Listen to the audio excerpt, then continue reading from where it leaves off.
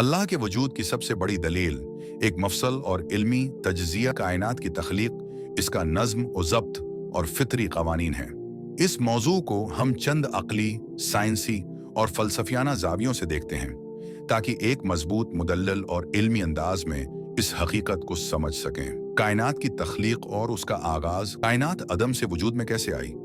साइंसदान उस बात पर मुत्तफ़क़ हैं कि कायनात का आगाज़ एक ख़ास वक्त पर हुआ जिसे बिग बैंग थ्योरी कहा जाता है।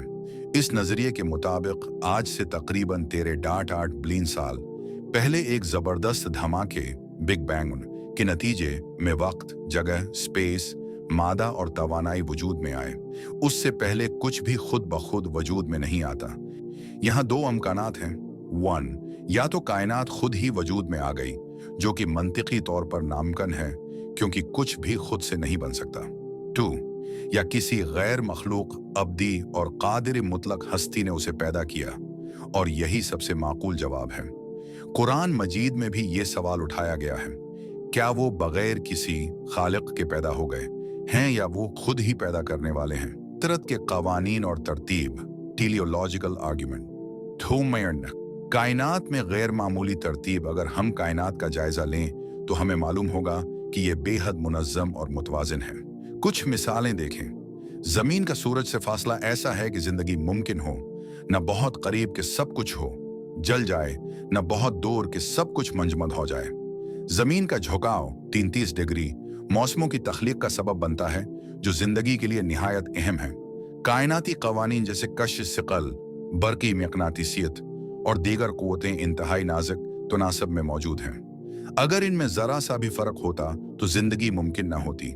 ये तरतीब उस बात का सबूत है कि कायनात को एक इंतहाई ताकतवर और हकीम हस्ती ने तरतीब दिया है।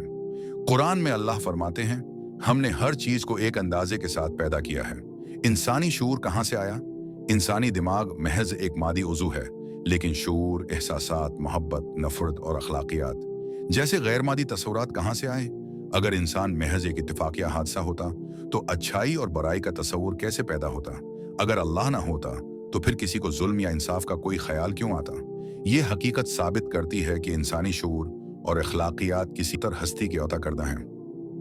4, जदीद साइंसी तहकीकात और अल्लाह का तस्वुर। बहुत से साइंसदान जो शुरू में दहरिए एथिस्ट्स थे, बिलाखिर ये मानने पर मजबूर हो गए कि कायनात में एक ज़बरदस्त दानिश और मंसूबा बंदी मौजूद है, जो किसी इत्तेफाकिया हादसे का नतीजा नहीं हो सकती।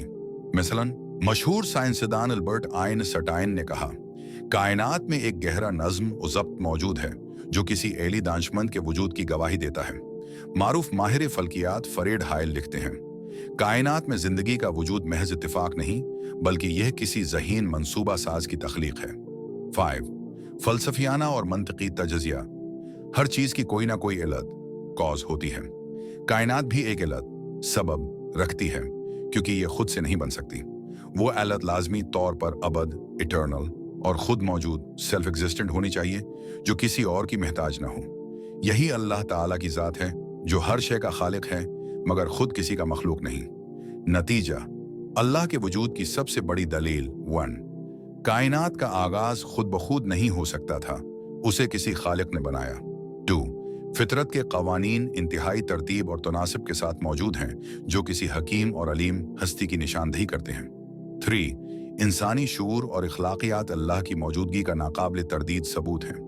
4, साइंस और फ़लसफ़ा दोनों इस बात की तस्दीक करते हैं कि एक बरतर हस्ती, अल्लाह का वजूद, एक मंतकी और साइंसी हकीकत है। कुरान में अल्लाह ताला फरमाते हैं, बेशक आसमानों और ज़मीन की तख्लीक में और रात दिन के बदलने में अक्ल वालों के लिए निशानियां हैं। आल इमरान 190। लिहाजा अल्लाह का वजूद एक बदीही हकीकत है जिसे अक्ल, साइंस, फ़लसफ़ा और मुशाहदा हर पहलू से साबित करता है।